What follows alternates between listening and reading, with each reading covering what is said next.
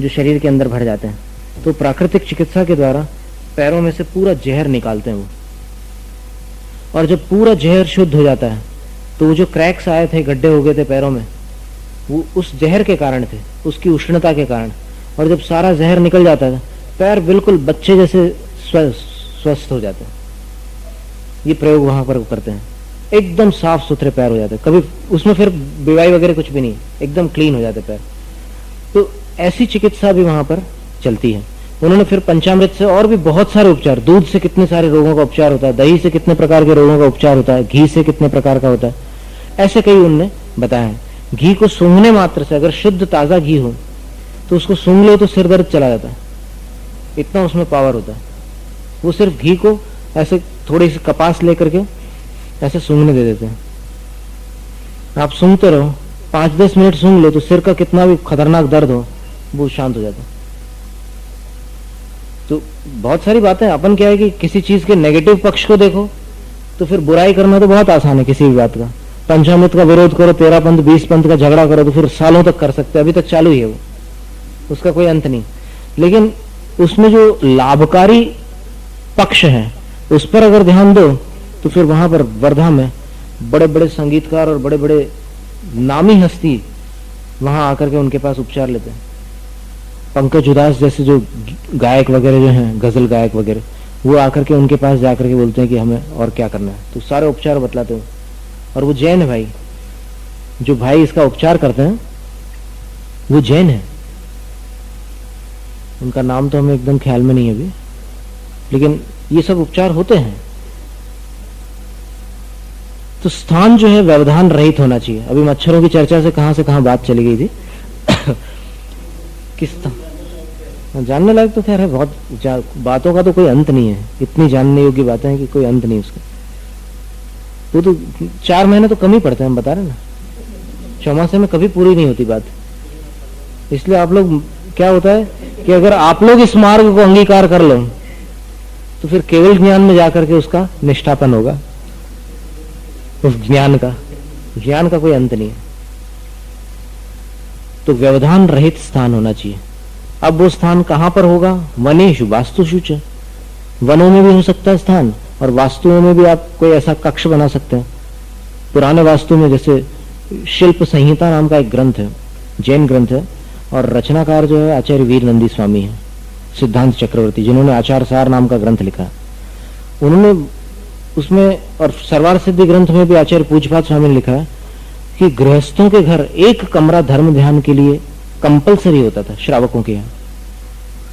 आप लोगों के यहाँ है या नहीं ये तो हम नहीं जानते, लेकिन एक कक्ष तो धर्म ध्यान के लिए होता ही था।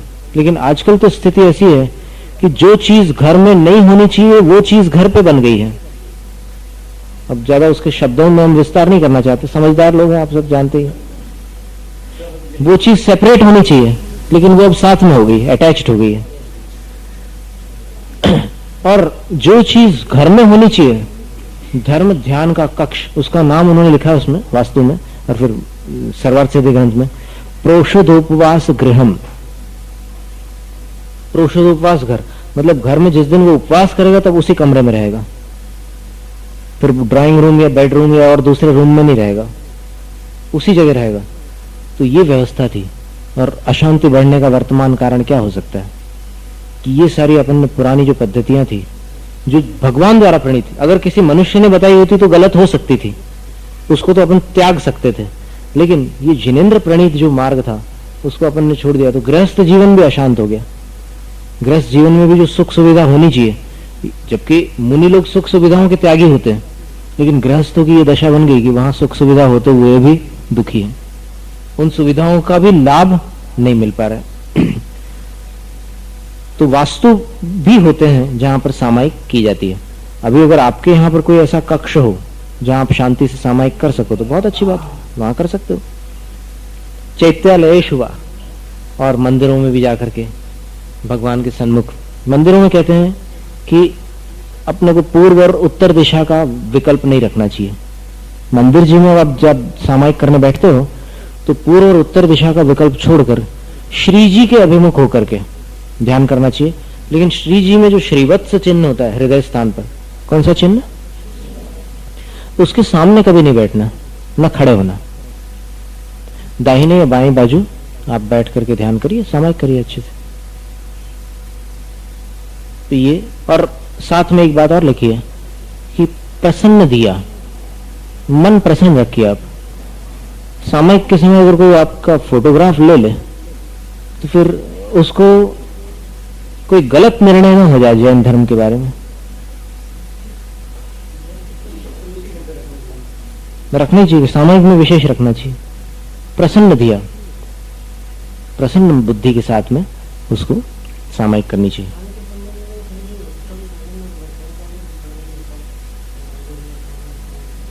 ऐसा हो सकता है, जाप के लिए है वो जाप के लिए। क्षेत्र सर्वश्रेष्ठ जाप के लिए, जाप्यानुष्ठान के लिए तीर्थ क्षेत्र, वो भी सिद्ध क्षेत्र। और कहते हैं कि सिद्ध क्षेत्र पर उपवास करना सर्वोत्तम है। कभी भी मौका मिले उपवास करने की अगर इच्छा हो तो सिद्ध क्षेत्र पर जाकर के उपवास करना सर्वश्रेष्ठ होता है। और साधुओं के लिए केशलोंच अगर सिद्ध क्षेत्र पर करने मिल जाए तो फिर बहुत सौभाग्य की बात है। अब भी मिला था हमें सौभाग्य गिरनार जी में।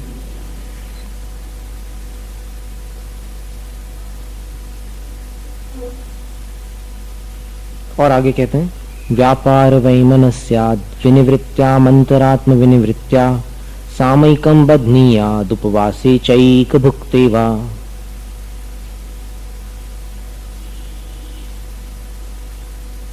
व्यापार वैमनस्यात्, व्यापार संबंधी जो वैमनस्य आता है, मैंने वैमनस्य मैंने मन जो चंचल या कहें कि बेचैन। व्यापार धंधों में मैंने जो दुनियादारी के कार्य होते हैं उसमें मन को चैन तो मिलता नहीं है, बेचैनी रहती है। उस बेचैनी के शांत होने पर, देखो सामायिक करने वाला व्यापारी भी हो सकता है, सामायिक करने वाला और दुनियादारी के धंधों में लगा हुआ भी हो सकता है। पर सामायिक के समय उसको कैसे करनी चाहिए सामायिक? तो बोले इनसे विनिवृत्त्याम, उस बेचैनी से दूर हट करके वो बेचैनी शांत हो जाए। और अंतरात्म विनिवृत्त्या, और मन से भी उसको हटा दो कि नहीं, अभी सामायिक के समय पांचों पापों का त्यागी हूं और आरंभ परिग्रहों से भी निवृत्त हूं। आरंभ परिग्रह में तो परिग्रह तो पंच पाप में ही शामिल है, लेकिन परिग्रह की उत्पत्ति का साधन क्या है? आरंभ। तो उस आरंभ को भी छोड़ता हूं, क्योंकि आकुलता किसमें होती है? आरंभ में ही होती है। तो उसको छोड़ करके उपवास से चैक भुक्तेवा, सामायिक की वृद्धि करना अगर आपको इष्ट हो तो फिर विशेष रूप से जिस दिन आप एक बार भोजन करते हो उस दिन आप सामायिक को बढ़ाइए, आपको बहुत लाभ मिलेगा। और उपवास है, उपवास के दिन सामायिक में वृद्धि करिए, आपको निश्चित सफलता मिलेगी। क्योंकि जिस दिन भोजन अपन बार बार करते हैं तो फिर भरे पेट में एक अलग स्थिति बनती है। बहुत से लोग जब सामायिक करने, दोपहर की सामायिक में तो ये समस्या आ जाती है, प्राय कई साधकों के साथ भी आती है। इसलिए आचार्य जी ने एक बार बहनों के लिए एक उपदेश दिया था कि जिन बहनों को दोपहर की सामायिक में प्रमाद ज्यादा आता हो, भाइयों को तो वो अपनी बाजू में बैठा देते हैं आचार्य जी सामायिक के लिए। अभी वर्तमान स्थिति तो हमें नहीं जानकारी में, अभी तो कोई ब्रह्मचारी नहीं होंगे शायद साथ में, या कहीं पर ठहरते हैं तो आ भी जाते हैं ब्रह्मचारी, लेकिन संघ में साथ में विहार में मुनि लोग रहते हैं, साधु। तो क्या करते थे, आचार्य जी से साथ में बैठा देते। और फिर बहनों के लिए उनका यह आदेश था कि सामायिक के समय, दोपहर की सामायिक में तुम लोगों को 5 मालाएं फेरना है। और फेरते फेरते फेरते फेरते 40 दाने तो आपने अच्छे से फेरे और 41वें दाने में ऐसे झप से झपकी लग गई। तो शुरू करो फिर से। बस 2-4 दिन में नींद आना बंद हो जाती है, क्योंकि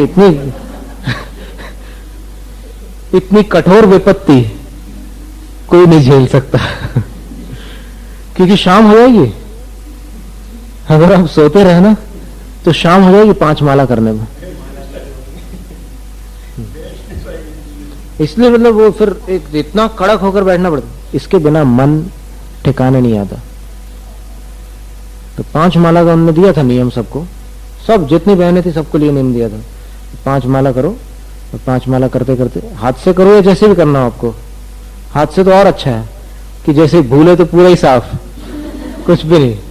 और ये अगर माला लेकर के करते हो तो कभी माला हाथ से गिर जाए तो क्लियर है कि शुरू से करना ही पड़ेगा, और न गिरे तो फिर ये उंगलियां जो रहती है जिससे आप दाने खिसका रहे हो, वो माला मान लो गिरी भी नहीं है तो फिर कहीं ऐसे उलझ जाएगी वो, तो फिर वो एग्जैक्ट दाना पता नहीं चलेगा कि कौन से दाने तक के फेरी थी। तो फिर से चालू करो। तो अनलसेन है उपवास के दिन, एक भुक्ति के दिन, सामयिकम प्रतिदिवसम। बोले कि कब करना, अष्टमी चतुर्दशी को?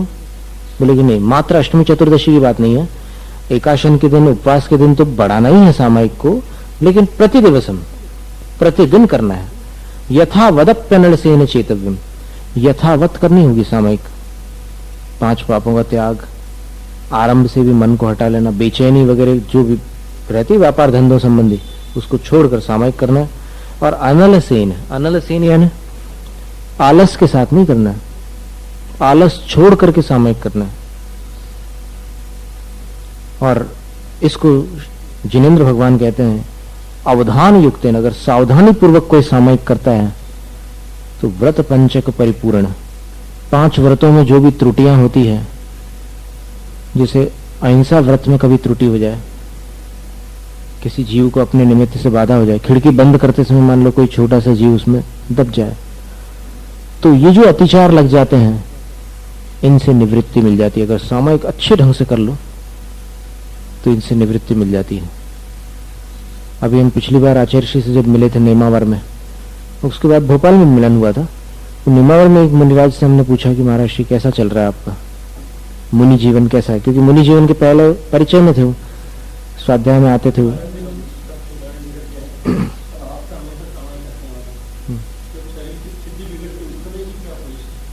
उस समय की पोजीशन, उस समय का अनुभव केवल यही है कि केवल वो उतनी जाप हमें पूर्ण करने का रहता है कि ठीक है, हम चिंतन करने की शक्ति नहीं है, अभी शरीर बिल्कुल साथ नहीं दे रहा है, बिल्कुल बुरे हाल है, मान लो उल्टी हो गई हो या फिर और कोई स्थिति हो शरीर की, तो बिल्कुल कुछ भी नहीं कर पा रहे हैं, वेदना हो रही है बहुत तीव्र, तो उस समय सिर्फ माला लेकर के नमोकार मंत्र बोलते रहते हैं। जैसा हमने पहले भी एक बार बतलाया था कि जब कोई शक्ति काम नहीं करती अपने अंदर, तो फिर नमोकार मंत्र अपने को याद है तो बस वचन योग से उसी को चलने दो, थोड़ा बहुत बीच में मनोयोग लग जाएगा उसमें, तो उससे ही अपना कम से कम हित होगा।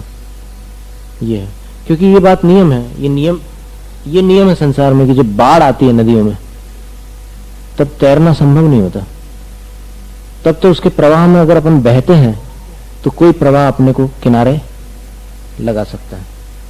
इसी प्रकार जब कर्मों का तीव्र उदय होता है तब सामयिक करते समय सिर्फ सामयिक करने की भावना करना भी पुण्य का कारण हो जाता है। नहीं तो उस समय फिर एक उपाय ये है कि पहले सो लो,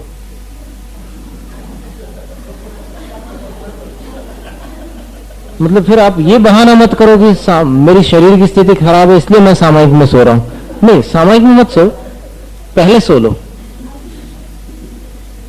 और उसके बाद सामयिक कर लो अच्छे से। क्या बता रहे थे? हाँ, उनसे हमने पूछा था, उन मुनिराज से, कि कैसा चल रहा है आपका मुनि जीवन।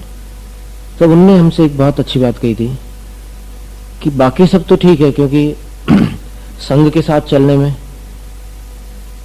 24 घंटे तो अपन अपना समय अपने अनुसार नहीं व्यतीत कर सकते, क्योंकि कुछ ऐसे कार्यक्रम रहते हैं कि जैसे स्टेज पर जाना पड़ रहा है, अथवा फिर गुरु ने विहार कर दिया तो फिर अब जो स्वाध्याय का क्रम चल रहा था या फिर जो ग्रंथ उस ग्रंथालय में उपलब्ध थे वो सब वहीं वापस रख करके फिर गमन होगा, तो उस समय फिर उतना सब कुछ नहीं हो पाता अपने मन के अनुसार। तो सिर्फ 2 चीजों को हमने स्थिर बना करके रखा है, वो है कि सामयिक बहुत अच्छे से हम करते हैं रोज, और दूसरी चीज हम स्वाध्याय कभी छोड़ते नहीं। तो इन 2 चीजों को कायम रखने के कारण हमारी विशुद्धि अच्छी बनी रहती है और इसलिए हमें मुनि जीवन का आनंद प्राप्त है। ये बात उन्होंने कही थी। और फिर एक मुनिराज से बात हुई थी तो फिर उनका कहना यह था कि हम जो सामायिक करते हैं वो हम 2 घंटे 24 मिनट तक करते हैं। हमने पूछा कि क्यों? बोले कि अभी जब स्वस्थ शरीर है तो 2 घंटे 24 मिनट कर लेते हैं, तो कभी बीमार पड़ जाए तो कम से कम 48 मिनट तो कर ही लेंगे।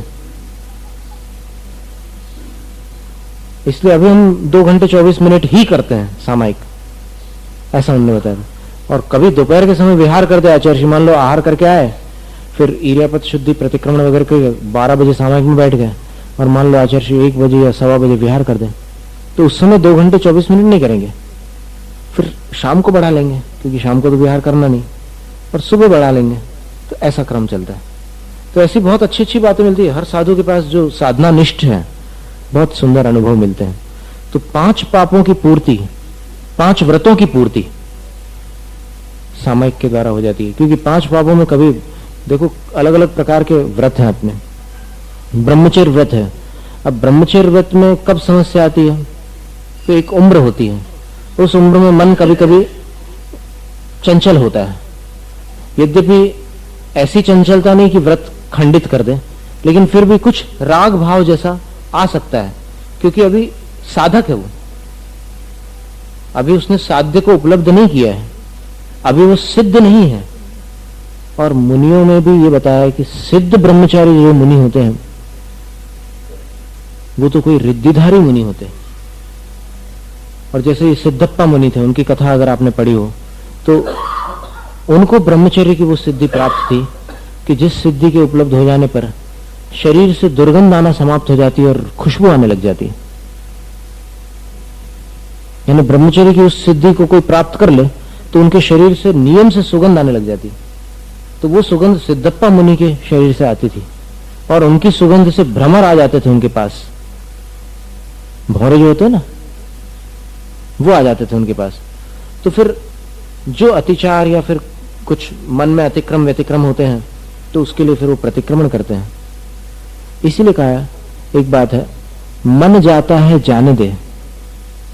अब कोई प्रश्न करता है, कई लोगों के मन में ये प्रश्न उठता है कि हमने नियम लिए हैं लेकिन हमारा मन अस्थिर है, हमारा मन कभी कभी विषयों की तरफ भटक जाता है, तो हमारा क्या होगा, हमारी दुर्गति होगी क्या? क्योंकि मन से पाप करने पर भी कर्म बंध तो होता ही है। तो फिर उसके लिए एक बात कही है, मन जाता है जाने दे, तू मत जाए शरीर। अगर मन से तेरे द्वारा कोई पाप हो गया है तो फिर तू ये मत सोचना कि अब मन से तो हो ही गया, पाप तो बंद ही गया, अब शरीर से भी कर ही लो। ऐसा विपरीत मत सोचना, क्योंकि एक बार तो मन से हो गया है, अब शरीर से जब तुम दोबारा करोगे तो फिर से तुम्हारा मन उसमें लगेगा, और अब की बार तो शरीर भी साथ में पाप में प्रवृत्त होगा। तो कितना पाप बंद होगा, हिसाब लगाओ। दूसरी बार अकेले शरीर से थोड़ी हो रहा है पाप, साथ में मन है कि नहीं है? निश्चित है। उतरी धजी कमान की, कहा करेगा तीर। ये बुंदेलखंडी दोहा है कि मन अगर भटक रहा है तो उसको भटकने दो, लेकिन तुम शरीर से कोई दोष मत कर लेना। मन से जो दोष हो रहा है उसके लिए तो तुम्हारा कुछ प्रतिक्रमण, प्रायश्चित या जाप आदि के द्वारा छुटकारा मिलेगा, निश्चित मिलेगा। लेकिन अगर शरीर से तुमने पाप कर लिया तो एक बार अगर संयम भंग हो जाता है तो फिर उसके लिए बहुत कठोर साधना करनी पड़ती है। और अन्य मतों में भी विश्वामित्र की कथा आती है कि विश्वामित्र ने कितनी तपस्या की थी।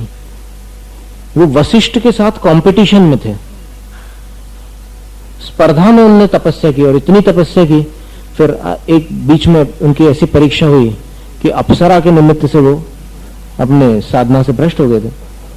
और साधना से भ्रष्ट होने के बाद फिर जब आगे भविष्य में वापस वो स्थिर हुए और राम लक्ष्मण के साथ उनका मिलन हुआ, फिर लक्ष्मण ने उनसे पूछा था कि आप हमें ऐसी दिव्य विद्याएं क्यों देना चाहते हैं? तो बोले, मैंने सब कुछ जीत लिया है, मैंने काम को भी जीत लिया है, लेकिन मैंने अहंकार को नहीं जीता है। और जब तक ये विद्याएं मेरे पास रहेगी तब तक मैं अहंकारी बना रहूंगा। इसलिए मैं ये विद्याएं मैं तुम भाइयों को सौंपना चाहता हूं। तब लक्ष्मण पूछते कि हमें ही क्यों चुना आपने? तो बोले कि बस वो कोई ऐसी पात्रता है आपके अंदर, इसलिए हम आपको देना चाहते हैं। फिर बोले कि ये अहंकार और ये बाकी आपने विकारों को कैसे जीता? लक्ष्मण के प्रश्न थे। लक्ष्मण गीता नाम का भी एक प्रकरण आता है अन्य रामायण में, तो उसमें लक्ष्मण परशुराम संवाद को लेकर के भी कुछ श्लोक आते हैं। यहां पर विश्वामित्र से पूछते हैं, तब फिर विश्वामित्र बतलाते हैं अपनी घटना कि मैं कैसे विचलित हुआ तपस्या से। बहुत समय तक तो मेरा मन इतना निर्मल था कि कोई मुझे डिगा नहीं सका, कोई प्रलोभन मुझे हिला नहीं सका। लेकिन फिर धीरे धीरे धीरे धीरे धीरे मेरा मन शिथिल पड़ने लगा, और शिथिल पड़ने के बाद जब मैंने अपने आप को नीचे गिरा दिया, तब मैं बहुत समय तक पछताया। क्योंकि संयम प्राप्त करके ऊपर चढ़ जाना आनंद का कारण होता है, लेकिन एक बार संयम अगर भंग हो जाता है तो अंतर्वेदना इतनी ज्यादा होती है कि उस वेदना से छूटना मुश्किल हो जाता है, या तो फिर वो व्यसनी बन जाता है। संयम छूटने के बाद बहुत सारे लोग ऐसे मिलेंगे आपको जिन्होंने संयम छोड़ा है और हमेशा उनकी जेब में तंबाकू रहती। कोई ना कोई व्यसन का वो सहारा लेकर के उस वेदना को भुलाना चाहते हैं, या फिर उसको कठोर प्रायश्चित और तपस्या करके वापस वहां तक पहुंचना पड़ता है। तो ये सारी बातें जब विश्वामित्र ने बताई, तब फिर राम लक्ष्मण ने वो विद्याएं स्वीकार की और विश्वामित्र को थोड़ा शांति मिली। अन्य रामायणों की अपेक्षा से ये कथा आती है, पर यहां पर सारांश अपना ये है कि पांचों व्रत कहीं ना कहीं से दूषित होते रहते हैं। जैसे किसी ने अहिंसा व्रत लिया, अब अहिंसा व्रत लेने के बाद मान लो मन से, वचन से, काय से कहीं ना कहीं कोई दोष लग गया, तो अब क्या करोगे? जब तक दोष का प्रायश्चित नहीं होता तब तक मन को शांति नहीं मिल सकती, क्योंकि अपनी गलती को अपना भाई क्षमा कर सकता है और अपना दुश्मन भी क्षमा कर सकता है, अपनी आत्मा क्षमा नहीं कर सकती।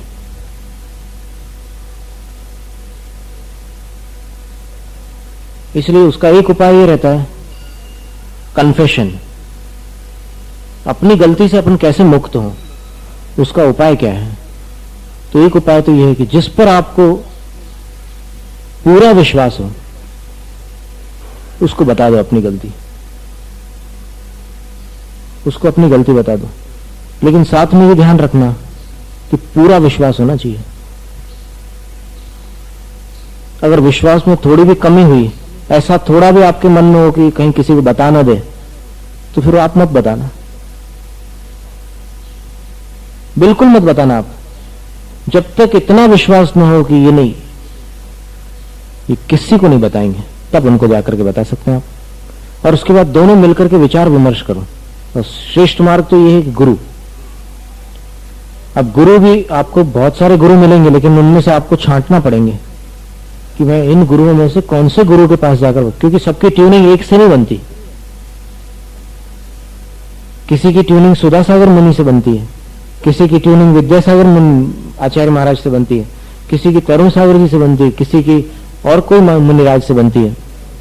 तो वो देखिए आप कि किनकी कैसी प्रकृति है, कौन कितने गुण, किनकी कितना स्वभाव मिलता जुलता है, और फिर बाद में आप उनको बता दीजिए। और बताते समय अपनी पूरी वेदना को निकालना पड़ता है। माने आपके अंदर जो वेदना है ना, कौन सी वेदना है? कि मैंने गलती की है, और वो गलती करते समय नहीं थी वो वेदना, ये तो पक्की बात है। अगर गलती करते समय वो वेदना होती तो नहीं करते, पर गलती करते समय नहीं थी। बाद में क्या होता है कि गलती कषाय से होती है, और पश्चाताप विवेक को करना पड़ता है। कषाय के समय विवेक नहीं होता, और विवेक के समय कषाय नहीं होती।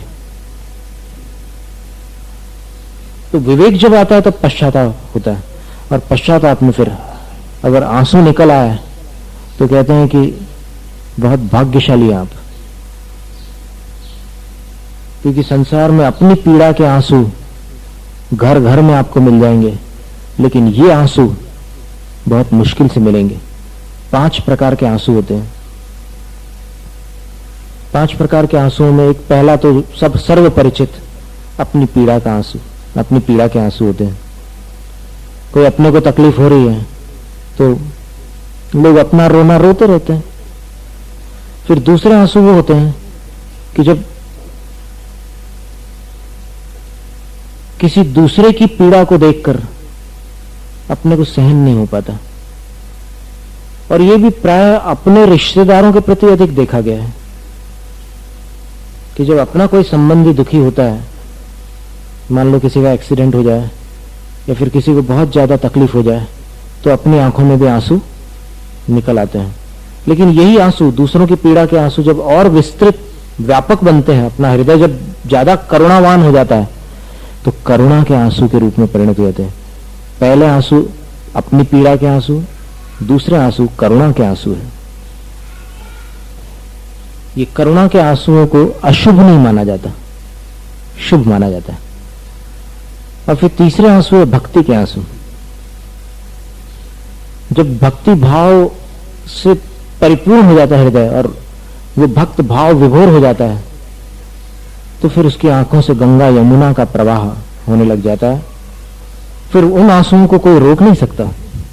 भक्ति जब अंदर से प्रवाहित होती है तब। चौथे आंसू हैं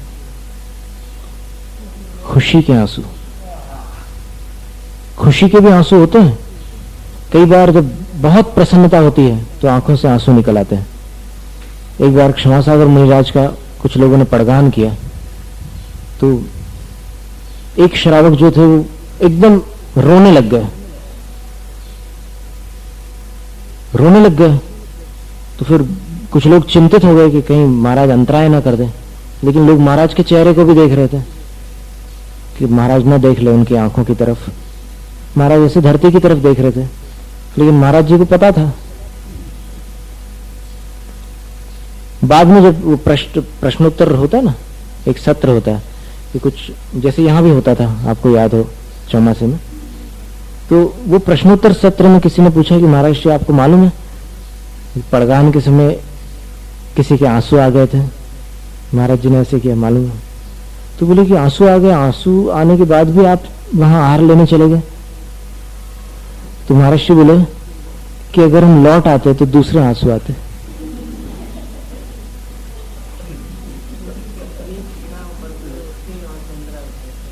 ये खुशी के आंसू थे, ये आक्रंदन के आंसू नहीं थे, रोदन के आंसू नहीं थे। तो इसलिए इसका कोई अंतराय नहीं है, ये खुशी के आंसू। जैसे आदिनाथ भगवान सबसे पहला पड़गावन जो इस अवसरपिणी काल में हुआ था, वहां पाद प्रक्षालन चौके में तो बाद में हुआ था, लेकिन जब श्रेयांश ने चरणों में नमस्कार किया था आदिनाथ प्रभु के, तो वहीं आंखों से खुशी के ऐसे आंसू बहे हैं कि पाद प्रक्षालन वहीं हो गया था पड़गाहन की विधि में। लेकिन वो नहीं लौटे थे। सबसे बड़े बाबा आदिनाथ बाबा वो लौटे नहीं थे, वो उनके यहां पूरी आहार विधि संपन्न करके फिर वापस गए थे। कितने आंसू हो गए? और एक अंतिम आंसू जो है वो कपट के आंसू होते हैं। कपट के,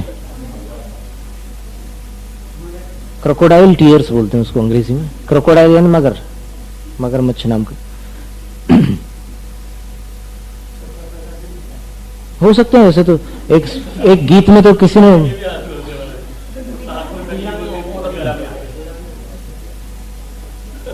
वो पीड़ा के आंसू, सही बात है। हाँ। तो दवाई क्यों खाते हो? नहीं, अगर आंखों से पानी बहता है तो फिर कुछ ना कुछ डालते हैं, ड्रॉप्स या कुछ भी। हाँ, तो फिर यही तो बात है फिर। हाँ? नहीं, समझ में बहुत कुछ कर सकते हैं, उसका आगे वर्णन है, लेकिन अब इसको अपन फिर देखते। सम्मिलित होते हैं, आर्त रौद्र का त्याग कर दिया। अगर जाप करते समय आप ये मानते हो कि आर्त रौद्र ध्यान नहीं है माला फेरने में, तो आर्त रौद्र ध्यान न होना ही सामायिक है। आया समझ?